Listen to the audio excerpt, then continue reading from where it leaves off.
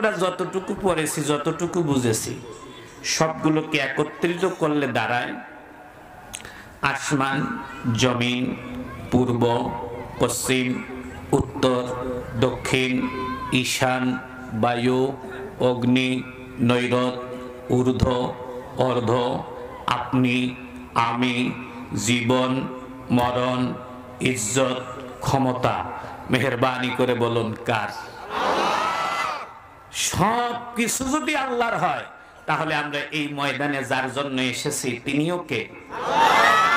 এই জন্য আল্লাহ রাব্বুল আলামিন পবিত্র কোরআনুল কারীমে তার নবীকে শিখিয়ে দিলেন, নবী আমার, এই পৃথিবীতে বান্দার বলতে কোনো কিছুই নাই, সব কিছু আমি আল্লাহর। এই জন্য আপনি আপনার উম্মতদেরকে বলে দেন, 8 নম্বর পারার 9 নম্বর পৃষ্ঠার 9 নম্বর লাইন, 6 নম্বর সূরা, সূরাটির নাম সূরা আনআম। একটু থামেন না, আমি করে নেব তো। 8 নম্বর পারার 9 নম্বর পৃষ্ঠার 9 নম্বর লাইন, 6 নম্বর সূরা, সূরাটির নাম সূরা আনআম, আয়াত নম্বরটা 162। আমার আল্লাহ পাক সুন্দর করে বলে দিলেন, একটু আমার সাথে পড়ে নেন। কুল ইন্না সলাতি ওয়া নুসুকি ওয়া মাহইয়ায়া ওয়া মামাতি লিল্লাহি রাব্বিল আলামিন। ও নবী, আপনি আপনার উম্মতদেরকে বলে দেন, আপনার উম্মতের নামাজগুলো যেন হয় আমি আল্লাহর জন্য। হুজুর, আপনি আপনার উম্মতদেরকে বলে দেন, আপনার উম্মত যেন ভোটে দাঁড়ায় নামাজি না সাজে, আপনার উম্মত যেন শ্বশুর বাড়িতে গিয়ে নামাজি না সাজে, আপনার উম্মত যেন মেহমান আসলে নামাজ পড়ে নামাজি না সাজে, আপনার উম্মতের নামাজগুলো যেন হয় আমি আল্লাহর জন্য।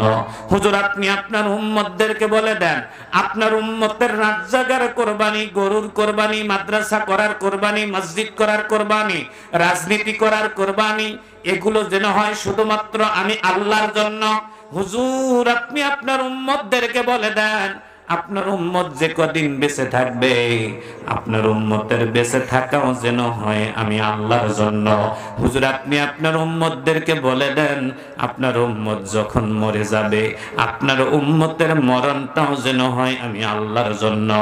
আমি আজকের এই ময়দানে সাগর দিকে এই এলাকার বৃন্দাবনের ভাইদের একটু জান্নাতি হাতগুলো দেখতে চাই।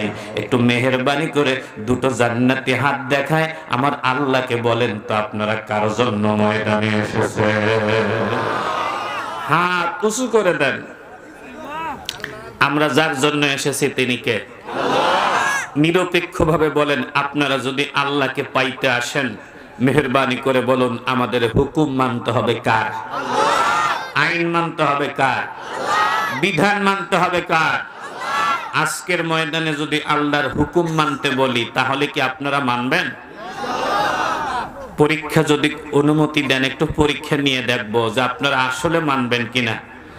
28 নম্বর পারার 2 নম্বর পৃষ্ঠার 12 নম্বর লাইন, 58 নম্বর সূরা, সূরাটির নাম সূরা মুজাদালা, আয়াত নম্বরটা 11। আমার আল্লাহ পাক সুন্দর করে তার বান্দাদেরকে বললেন, ইয়া আইয়ুহাল্লাযীনা আমানু ইযা ক্বিলা লাকুম তাফাসসাহু ফিল মাজালিসি ফাফসাহু। হে ঈমানদারেরা, যখন কোরআনের মাজলিস থেকে তোমাদেরকে বলা হবে ফাঁকা জায়গাগুলো পূরণ করে দাও, সামনের দিকে এগিয়ে আসো, 1 সেকেন্ড দেরি করা যাবে না, ফাঁকা জায়গাগুলো পূরণ করে দিতে হবে। একটু মেহেরবানি করে সবাই মিলে বলুন তো, হুকুমটা কার? আমি কিছু বলবো না, শুধু আপনারা নিজ দায়িত্ব পালন করুন। বাবা, তোমরা আরেকটু আগে আসো, একটু সামনের দিকে আসো। একটু মেহেরবানি করে পিছনটা পুরো ক্লিয়ার করে নেন। ডানে বামে যারা যারা নড়াচড়া করবে না, ওনাদের হাতের কোনো দাম নাই, কারণ ওনারা আল্লাহকে হাত দেখাইছে, মানে প্রার্থী মনে করে যে আল্লাহ ভোটে দাঁড়াইছে, এই জন্য হাত দেখতে বলছে, আমি তাই হাত দেখাইলাম। আল্লাহ কিন্তু কোনো মার্কা নিয়ে দাঁড়ায় নাই। একটু মেহেরবানি করে বলুন, আল্লাহ কি ভোট চাইতে আসছে? আর একটু জোরে বলেন, আল্লাহ কি ভোট চাইতে এসেছেন? আল্লাহ আপনাদেরকে স্বইচ্ছায় জানতে চেয়েছেন যে কারা আমার জন্য এসেছো।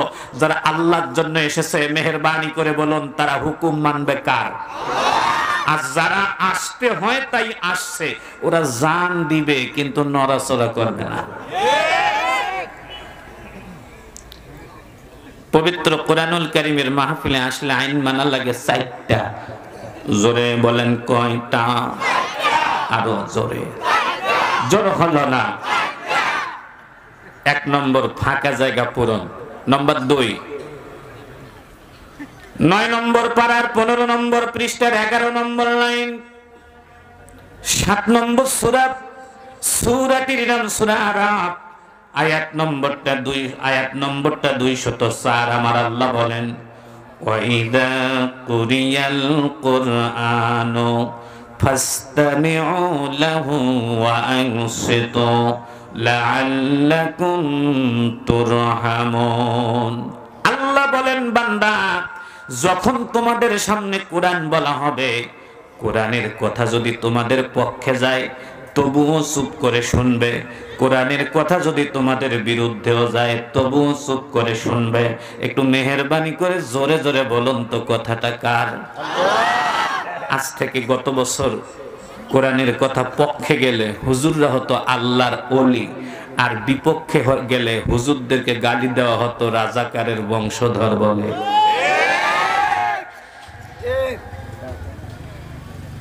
পক্ষে গেলে আল্লাহর ওলি, বিপক্ষে গেলে মৌলবাদ।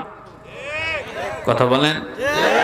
যত দোষ নন্দ ঘোষ, সত্যটা বললেই দোষ, করলে অন্যায়ের প্রতিবাদ, নামটা হবে তোমার মৌলবাদ, নামটা হবে তোমার মৌলবাদ। পরিস্থিতি এমন হয়েছিল, ডান দিকে একজন কেরামান বসে থাকতো, বাম দিকে একজন কাতিবিন বসে থাকতো।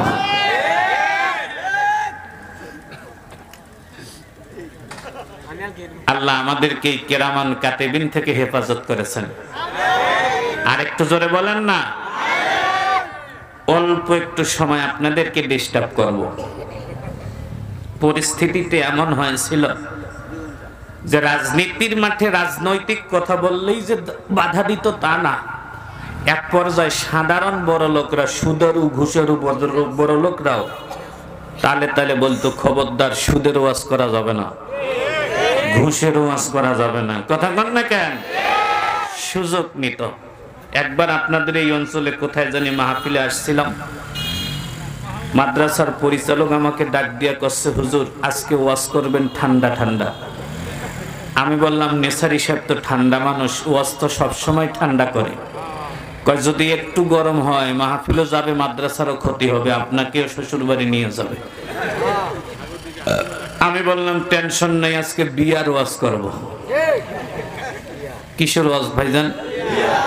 আমাকে বলে, হুজুর বিয়ার ওয়াজ করে কি মাঠ জমবে?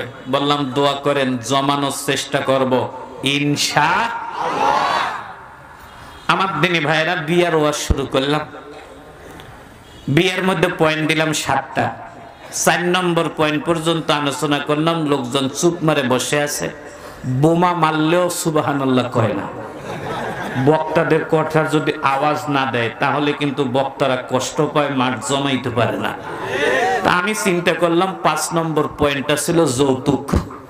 তা আমি চিন্তা করলাম একটু যৌতুক খোরগুলোকে কোপাই, তাহলে মাঠটা একটু ছেলেরা চিল্লাচিল্লি করবে, মাঠটা গরম হবে, এই ফাঁকে মাহফিলটা জমে যাবে।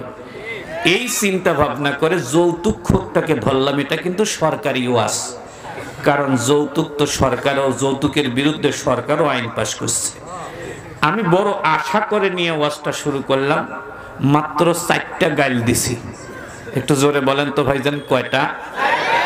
মাত্র 4টা গাইল দিছি। 1 নম্বর গাইলটা ছিল, যারা যৌতুক খায় তারা চোর।